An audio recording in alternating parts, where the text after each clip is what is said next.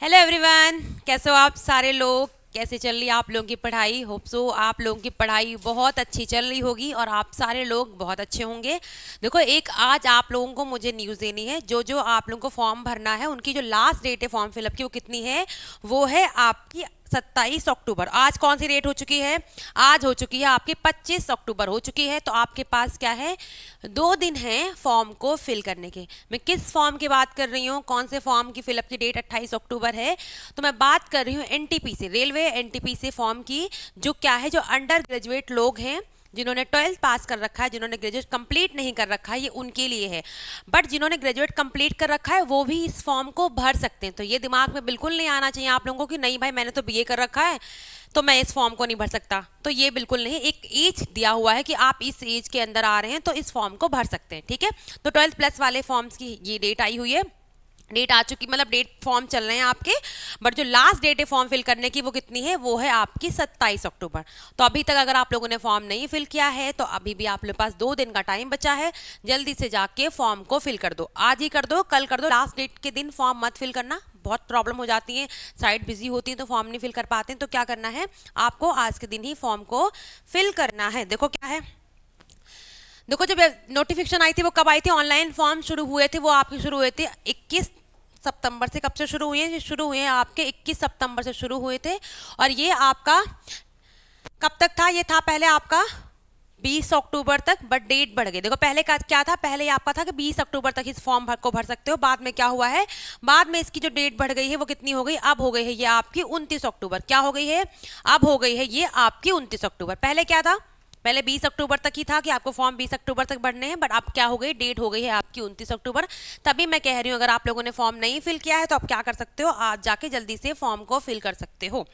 ठीक है, तो एग्जाम कब होगा, एग्जाम का कोई ऐसा नहीं कि एग्जाम की कोई नोटिफिकेशन आ गई है कि एग्जाम आपका कब होगा, बट आप जिस हिसाब से क्या आरपीएफ एसआई के एग्जाम की डेट आ गई, एलपी के एग्जाम की डेट आ गई, तो इसका भी एग्जाम आपका हो सकता है जनवरी या फैब में हो जाए। बट देखो किस किस पोस्ट के लिए वैकेंसी, ये आपको वैकेंसीज है, देखो किसके लिए है, कॉमर्शियल कम टिकट क्लर्क के लिए है, याद रखना। दूसरी कौन सी है, देखो यहाँ पे एज कितनी दी है, 18 से लगा के 30 साल के अगर आप हैं तो आपकी एज है, नॉर्मल एज वैसे कितनी है, 18 से लगा के 33। तो वही मैं आपसे बोल रही हूँ कि एज लिमिट दी हुई है कि अगर आपकी एज 18 से 33 वर्ष के बीच में है और आपने ग्रेजुएशन कर रखा है तो भी आप इस फॉर्म को भर सकते हो। तो याद रखना क्या हो गया, ये कॉमर्शियल कम टिकट की वैकेंसी निकली हुई। दूसरी कौन सी थी, अकाउंट कम क्लर्क। ठीक है, तीसरी कौन सी, जूनियर क्लर्क कम टाइपिस्ट। और ये कौन है, ट्रेन क्लर्क। ये क्या है, ये सारी वैकेंसीज निकली हुई थी। इनकी डेट जो थी वो 20 अक्टूबर लास्ट थी, बट डेट बढ़ के 29 हो गई है। आपके पास 2 दिन है, फॉर्म को अच्छे तरीके से भर सकते हो। कितनी एज है, अगर आपकी एज 18 से 33 साल के बीच में है तो आप इस फॉर्म को भर सकते हो। ये बात याद रखना है। देखो होगा कैसे, सिलेक्शन कैसे होगा, हम देखो आपको पता है पेपर कैसे होता है। पेपर होते हैं आपके 2 पेपर होंगे, एक होगा आपका CPT 1 पेपर। एनटीपीसी में तो आपका पेपर कैसे, तो पेपर होता है आपका CPT 1। यहाँ पे जो आपका सिलेबस आता है वो समझ लो यहाँ पे कैसा आपका सिलेबस होता है। सबसे पहले आप देख लो जीके जीएस, फिर होती है आपकी रीजनिंग, और फिर होती है आपकी मैथ्स। ये क्या होते हैं, 3 आपके सब्जेक्ट आते हैं CPT 1 में। ठीक है, कितना मिनट मिलता है, मिनट होते हैं आपके 90 मिनट। कितने मिनट होते हैं, 90 मिनट होते हैं। और 1/3 क्या होती है, ये आपकी नेगेटिव मार्किंग होती है। 1/3 क्या होती है, ये आपकी नेगेटिव मार्किंग होती है। ये भी आपको याद रखना है कि 1/3 आपकी क्या होती है, नेगेटिव मार्किंग होती है। यहाँ देखो जो 40 नंबर की क्या आती है, 40 नंबर की आती है आपकी जीके जीएस, 30 नंबर की आती है रीजनिंग, और 30 नंबर की आती है आपकी मैथ्स। टोटल मिला के कितना हो गया, टोटल मिला के हो गया आपका 100 क्वेश्चन।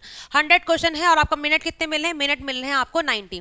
तो ये बात आपको याद रखना है, 100 क्वेश्चन मिनट मिल रहे हैं आपको 90। ये किसकी बात बता रही हूँ, बात बता रही हूँ CPT 1 की, जैसा आपका पेपर होने वाला है। अब देखो थोड़ा सा प्रॉब्लम ये है कि CPT जो 2 होता है उसमें क्या है, उसमें इन्होंने क्वेश्चंस तो बढ़ा दिए, बट आपका क्या है, उन्होंने क्वेश्चन ऑफ नंबर तो बढ़ा दिए बट टाइमिंग नहीं बढ़ाई है। देखो यहाँ पे भी आपका जीके जीएस आएगा और आपका मैथ्स होगा और आपका क्या होगा, और आपका रीजनिंग होगा। दोनों का सिलेबस, दोनों में CPT 1 हो चाहे CPT 2 हो, दोनों में क्या होगा, पेपर ऐसे ही आएगा आपका, मैथ्स रीजनिंग और जीए। यहाँ पे 50 नंबर की जीके जीएस आती है, कितने नंबर की आएगी आपकी, 50 नंबर की जीके जीएस आएगी। मैथ 30 मार्क्स 35 की आएगी, और ये कितने की आएगी, ये भी 35 मार्क्स की आएगी। टोटल कितने क्वेश्चन हो गए, टोटल हो गए आपके 120 क्वेश्चन। कितने हो गए, 120 क्वेश्चन हो गए। मिनट कितने मिले, मिनट जो मिल रहे हैं वो आपको 90 मिनट मिले। कितने मिनट मिल रहे हैं, जो मिनट हैं वो आपके कितने हैं, वो आपके 90 मिनट है। मतलब क्या है, क्वेश्चन तो बढ़ा दिए गए आप, बट आपकी टाइमिंग नहीं बढ़ाई गई। टाइमिंग कितनी है, वो आपकी 90 मिनट है। और यहाँ पे भी क्या है, माइनस मार्किंग है। क्या है यहाँ पे 1/3 क्या है, आपकी नेगेटिव मार्किंग है। क्या है 1/3 क्या है, ये आपकी नेगेटिव मार्किंग है। ये भी आपको याद रखना है। आप देखो क्या हुआ, इसके बाद क्या होगा, पेपर हो गए, सीपीटी 1 हो गया, सीपीटी 2 होगा, फिर क्या होगा, फिर आपका टाइपिंग टेस्ट होगा। क्या होगा, फिर होगा आपका टाइपिंग टेस्ट। टाइपिंग टेस्ट हर पोस्ट के लिए नहीं है, जिन पोस्ट के लिए स्पेशल बोला गया उन्हीं की टाइपिंग टेस्ट होगा।